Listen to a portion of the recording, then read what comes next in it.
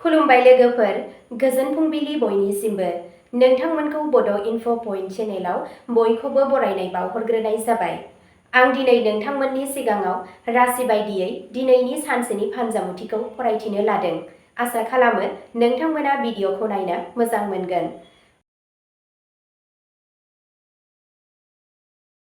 दिनै 29 एप्रिल 2026 मायथाइ एबा 14 बैसाग दान 1433 मायथाइ मंगलबार। गिबियावनो दङ मेष राशि। दिनै नोंथाङा सरासनस्रा सानफोरनिख्रुइ गुबुन रोखोमै दिन्थिफुंनो हागोन। नोंथाङा जाय खामानिखौ दोनथ'दों बियो दिनै नोंथांनि गोसो बोनो हागोन। नोंथांनि खामानि थिलियाव हरखाब सोलायनाय एबा गोदान बिफाव लानो हागौ। नोंथांनि खामानि मावनायनि स्टाइलआव गोख्रैथि आरो रोखा मोन्नैबो नुनो मोनगोन। रांनि बेलायाव नोंथाङा मोनसे मोजां इसारा मोननो हागौ। नोंथांनि बिबुंथिखौ न'आवनो बेसेन होनाय जागोन। नोंथाङा मोनसे गोदान थांखिनि थाखाय मोनसे लामा थि खालामनो हायो। जोबनायाव नोंथाङा गावजों गाव गोजोननाय मोनगोन। नोंथांनि दिनैनि खाफालगोनां दिगा जादों सानजा, खाफालगोनां अनजिमाया जादों 3 आरो खाफालगोनां गाबा जादों तामा गोजा गाब। वृषभ राशि। दिनै नोंथाङा हाखु-दाखु एरायगोन आरो गावनि खामानिखौ समानथि राहाजों आवगायगोन। खामानि थिलियाव फिसा जौगानाया जयै मोनसे गिदिर फिथाय होनो हायो। माखासे गोजाम थिरांथाया दिनै सैथो फोरमान जागोन। रांखान्थियारि बिथिङाव दिदोमथि थागोन। न'नि आबहावाया गोजोन आरो आब्रुथि गोनां थागोन। नोंथाङा नोंथांनि मावथांखिखौ लासै-लासै फोजोबगोन। जोबनायाव नोंथांनि गोसोआ रेजें आरो दिदोम जागोन।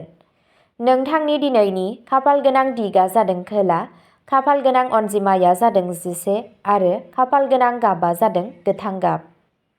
मिथुन राशि।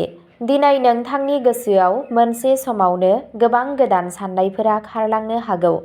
खामानि थिलियाव नोंथाङा नोंथांनि आदबफोरखौ मोजाङै बाहायनो नांगोन। माखासे गोदान खारिथि एबा आपडेटफोरा नोंथांनि थाखाय मुलाम्फा गोनां जानो हागौ। खरसानि सायाव गोसो होनो गोनां जागोन। लोगोफोरजों गोनां सावरायनाय जागोन। नोंथाङा मोनसे गोदान फारसे साननो हागौ। साननि जोबनायथिं फोथायनाया बांगोन। नोंथांनि दिनैनि खाफालगोनां दिगा जादों सोनाब, खाफालगोनां अनजिमाया जादों 6 आरो खाफालगोनां गाबा जादों अख्रां निला गाब। कर्क राशि। दिनै नोंथाङा गावनि मुड आरो बिबानफोर मोन्नैखौबो सामलायनो नांगोन। खामानि थिलियाव एसे गोसो गुदुं जानानै खामानि मावनाया गोनां जागोन। रांनि बेलायाव साननानै राहा ला। न'आव माबा मोनसे बाथ्रा सावरायनो हागौ। नोंथाङा सोरबा खाथिनि सुबुंनिफ्राय बोसोन लानो हागौ। लासै-लासै थासारिया नोंथांनि मिजिंथिनाय बादि महर लागोन। मोनाबिलि जाखांनायनि उनाव गोजोननाय मोनगोन। नोंथांनि दिनैनि खाफालगोनां दिगा जादों साहा, खाफालगोनां अनजिमाया जादों 8 आरो खाफालगोनां गाबा जादों क्रिम गाब। सिंह राशि। दिनै नोंथाङा गावखौ फोरमान खालामनो मुडआव थागोन। खामानि थिलियाव नोंथांनि नुजाथिनाया गोहोम गोनां जागोन। मोनसे गोदान बिबान एबा खाबु सोरजिनो हागौ। रांखान्थियारि बाथ्राफोरा नोंथांनि फारसे थागोन। नोंथांनि बिबुंथिखौ नखराव खोनासंगोन। नोंथाङा गावनि थिरांथायाव गोख्रों थागोन। साननि जोबनाया नोंथांनि थाखाय गोजोनथाव जागोन। नोंथांनि दिनैनि खाफालगोनां दिगा जादों सानजा, खाफालगोनां अनजिमाया जादों 1 आरो खाफालगोनां गाबा जादों सनानि गोमो गाब। कन्या राशि। दिनै नोंथाङा गोसारलाना थानाय हाबाफोरखौ साजायनायाव मुखुब जागोन।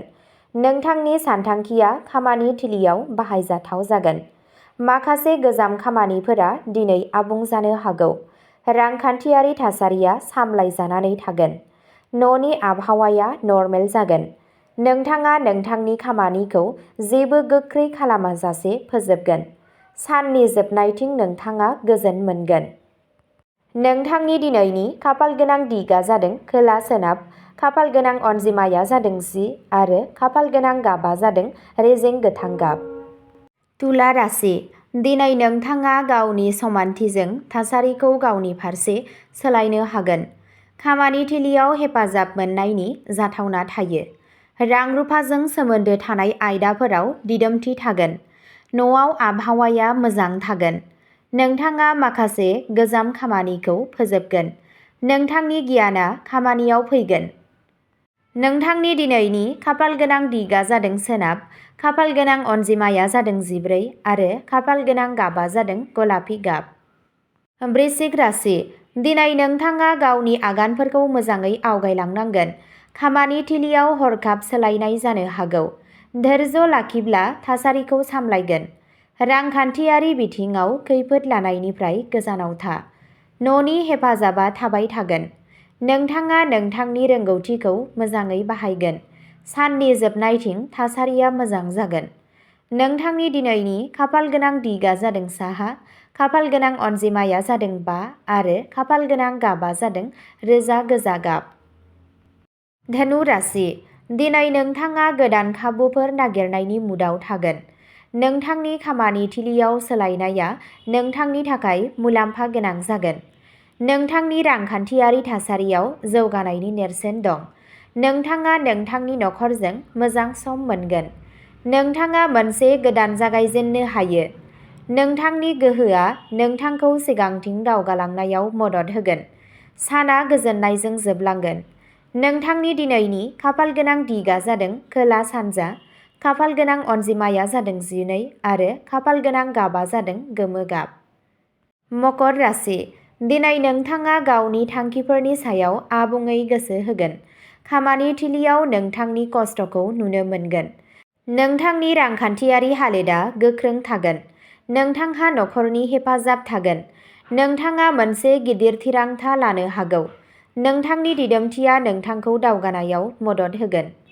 जोबनायाव नोंथाङा मोनसे जाफुंसारनायनि मोन्दांथि मोनगोन।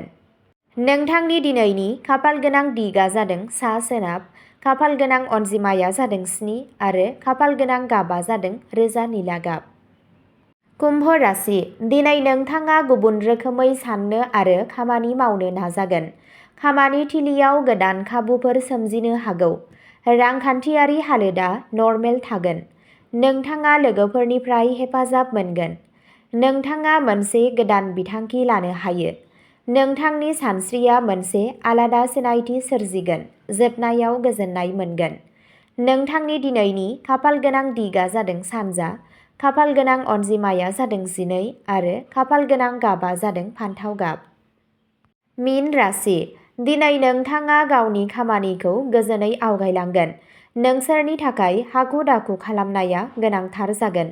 रांखान्थियारि बिथिङाव सांग्रां जा। नोंथांनो नोंथांनि नखरनि हेफाजाब मोनगोन। नोंथाङा नोंथांनि सानस्रियाव रोखा लाबोगोन। खामानिया लासै-लासै आबुं जागोन। जोबनायाव नोंथांनि गोसोआ सोरां मोनगोन। नोंथांनि दिनैनि खाफालगोनां दिगा जादों सा-सानजा, खाफालगोनां अनजिमाया जादों 2 आरो खाफालगोनां गाबा जादों रोजा गोजा गाब। अब्ला दिनैनि राशि फरायथिनाया एसेनोसै। गोजोन्थों।